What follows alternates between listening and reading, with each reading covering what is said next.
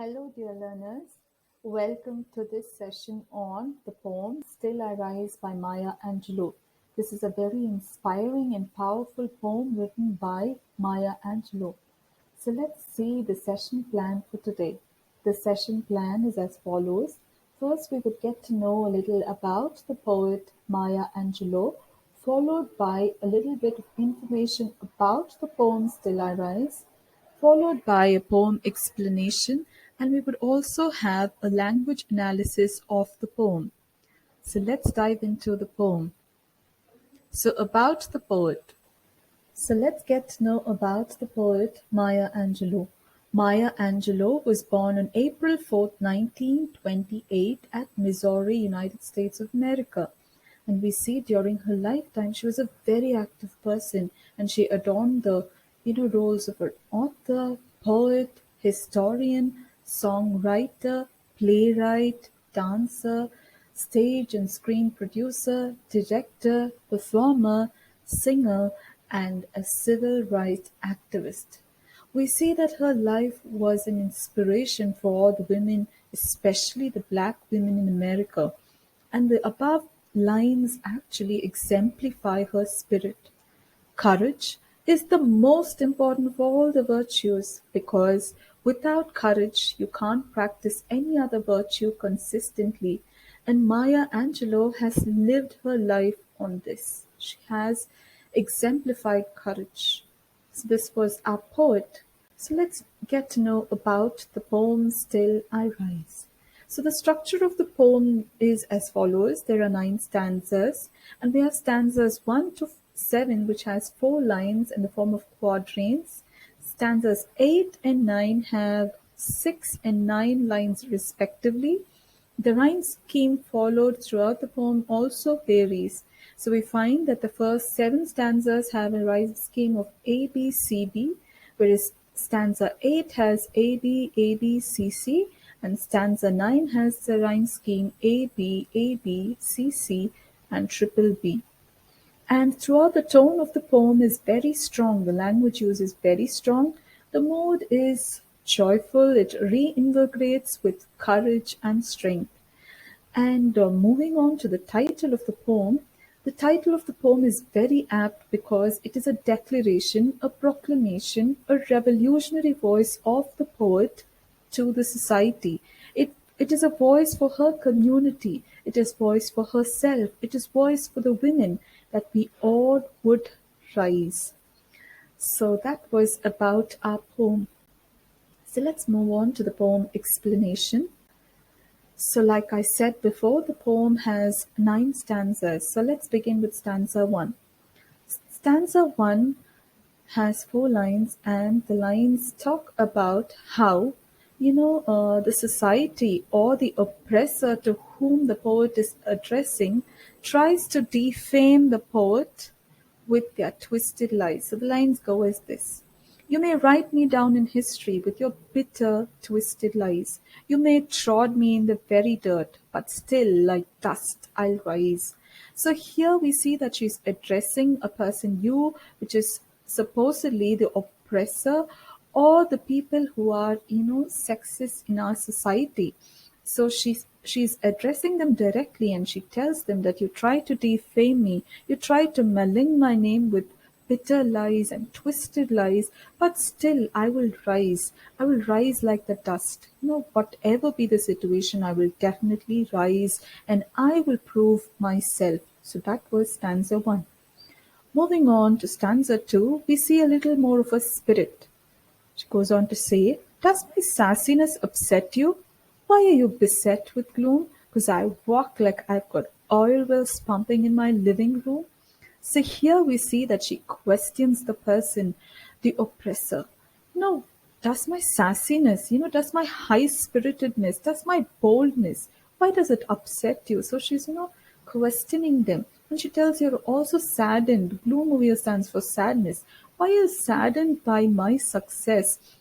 Her success, she talks, she exemplifies it through the words oil wells pumping in my living room. This may be attributed to the success that she's found in her life.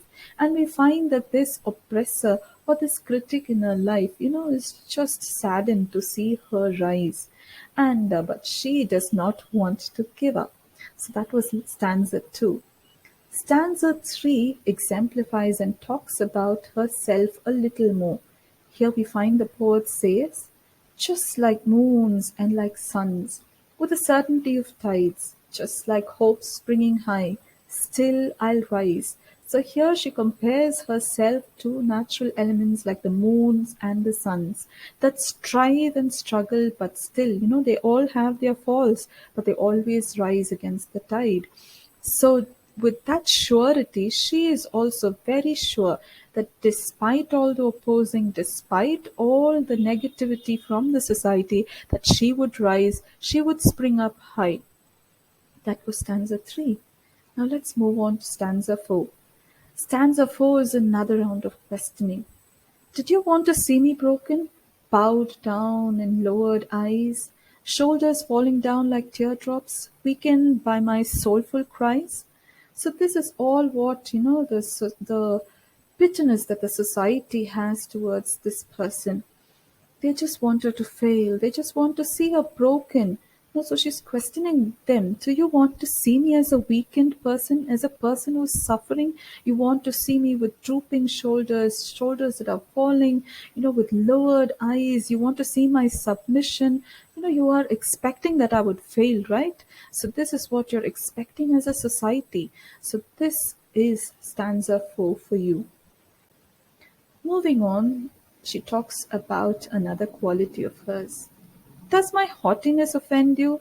Don't you take it awful hard, 'cause I laugh like I've got coal mines digging in my black own backyard? So here again, a superior attitude, a haughtiness which she has, the pride that she has, which is irking her as her oppressor. So she again questions them. Why can't you just digest me, my attitude? Why can't you digest the fact that, I have found the success? So her success is attributed to the gold mines. She says that I have it in me to do it, and why does it affect you so much? So this is another round of questioning which she puts forward to her oppressor in stanza 5. Now moving on to stanza 6. Stanza 6 is entirely about the society and what it does against her or tries to do against her. You may shoot me with your words, you may cut me with your eyes, you may kill me with your hatefulness, but still, like air, I'll rise. So here is a lot of, confidence in the last line. The society uses varied sources, she uses a lot of metaphor to bring forward how the society is attacking her. It's a warfare where they use words to criticize her.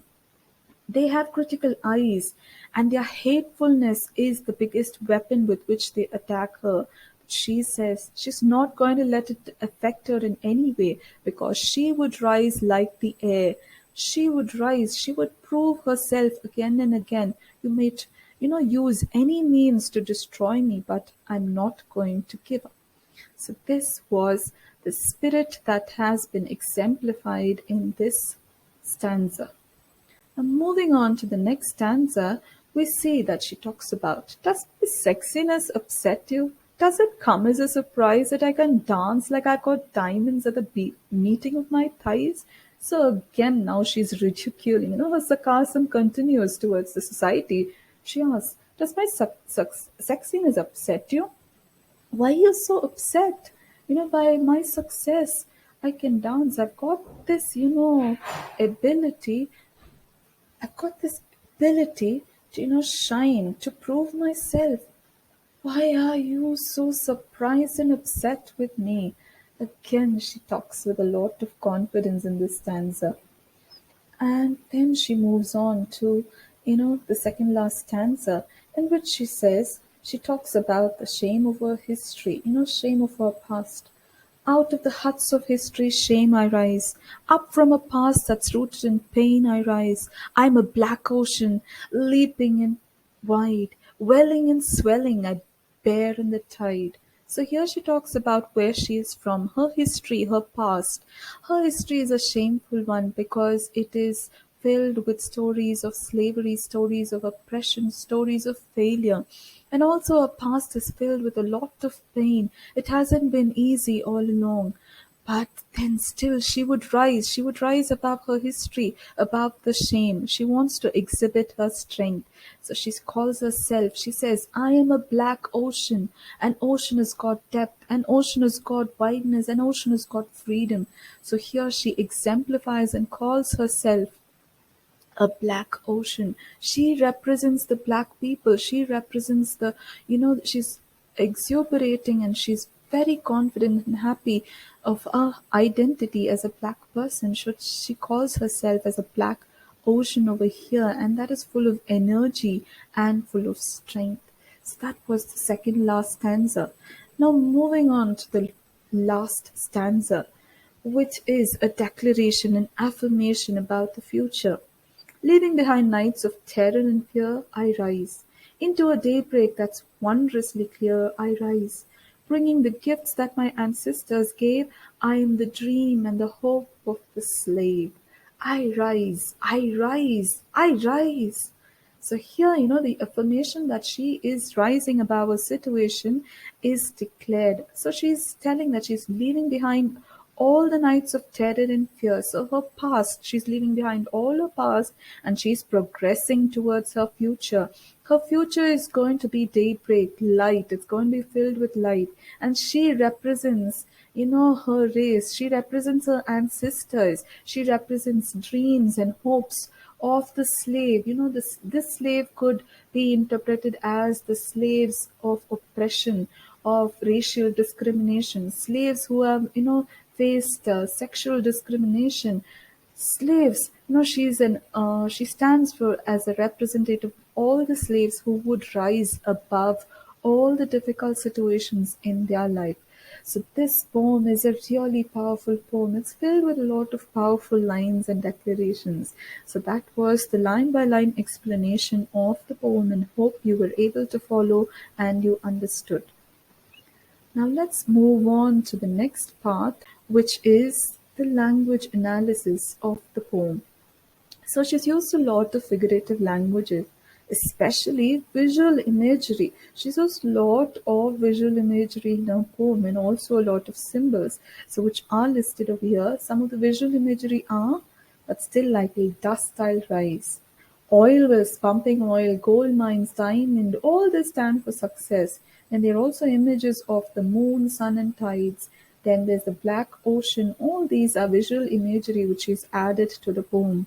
And the various symbols, some of the symbols I've listed here are dirt, which represents the black people, the oil wells, gold mines, and diamonds. It talks about the resourcefulness of the poet, and also bowed head, lowered eyes stand for slavery. Even the imageries can stand as symbols. So this was an explanation of the language used by Maya Angelou in the poem.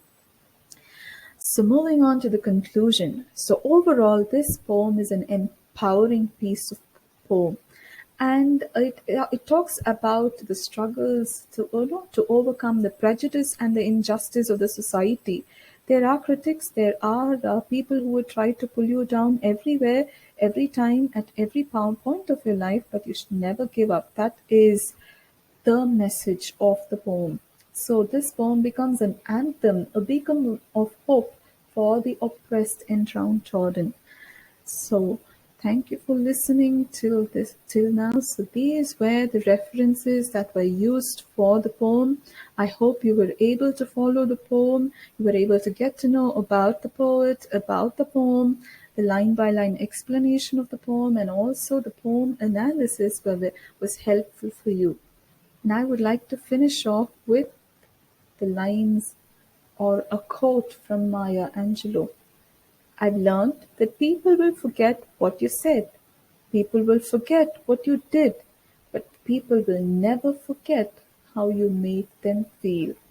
Hope you learned this wonderful lesson from Maya Angelou. Thank you all for your patient listening and happy learning all. Thank you.